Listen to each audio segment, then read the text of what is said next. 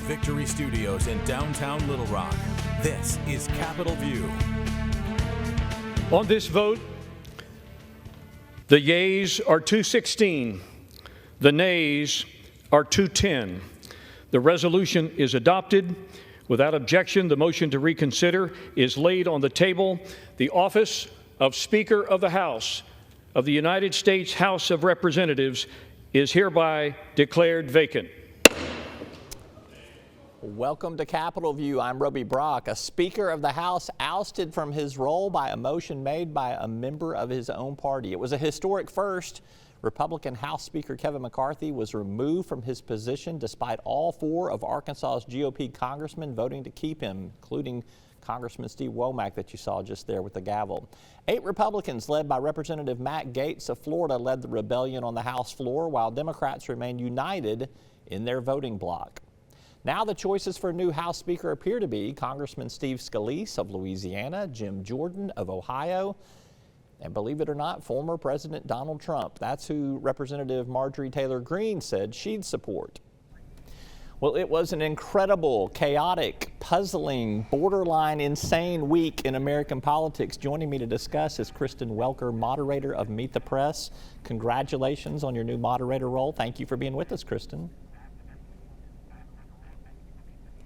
Thank you, Roby. It's so good to be with you. Well, we have seen this historic week in Washington, D.C. with the ousting of House Speaker Kevin McCarthy. It looks like it's going to come down to Steve Scalise versus Jim Jordan, although there were some other scenarios playing out earlier this week. What's your expectation for how this is going to play out?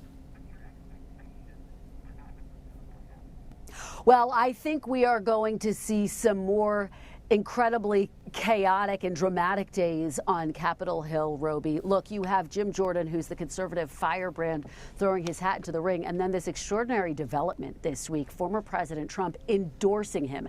Now, could that cut both ways? That may garner some support for Jim Jordan, but it could also make some Republicans weary of supporting him because they live in swing districts that Biden won. So that dynamic is going to be fascinating to watch. You have Steve Scalise. He's, of course, more moderate. He is someone who has been talked about since Kevin McCarthy first won his gavel for Speaker several months ago. So I think that this is going to be a really fascinating dynamic. And of course, it comes against the backdrop of a potential government shutdown now just 40 days away. I've been talking to voters in swing states who say they're frustrated with what they perceive to be chaos on Capitol Hill. They want to see a resolution to this, and they want to see it quickly. They want Congress to get back in the business of governing, but it's not clear that they're going to be able to choose a speaker by that Wednesday deadline that they set. And I think that's the real question mark, Roby, hanging over all of this. How long is it going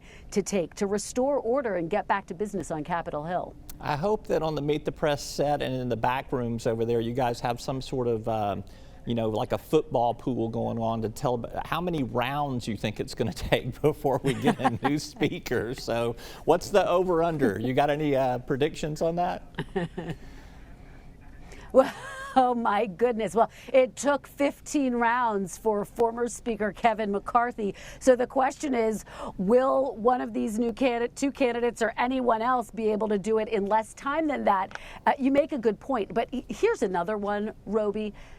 Will the next speaker agree to the same terms as Kevin McCarthy did? And what I mean by that is that he agreed to a deal that essentially only required one vote to call his speakership up for a broader vote in the House. That is what we saw. That is why he was ousted. So there's a lot of discussion that there needs to be a higher bar for what's called a motion to vacate, that there need to be more votes. So I'll be looking to see if any deal includes that. And I think that there's going to be a lot of pressure, Roby, to make that happen. Got about 60 seconds left. You want to tell us what's going to be on Meet the Press this weekend?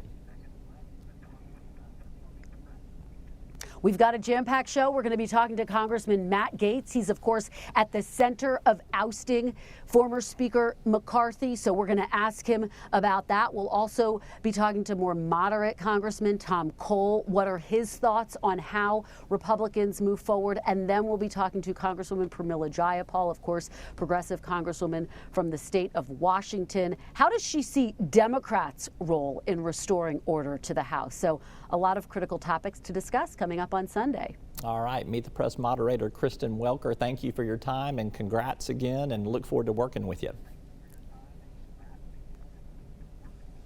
Oh, thank you so much, Roby. I look forward to working with you. Really enjoyed the conversation.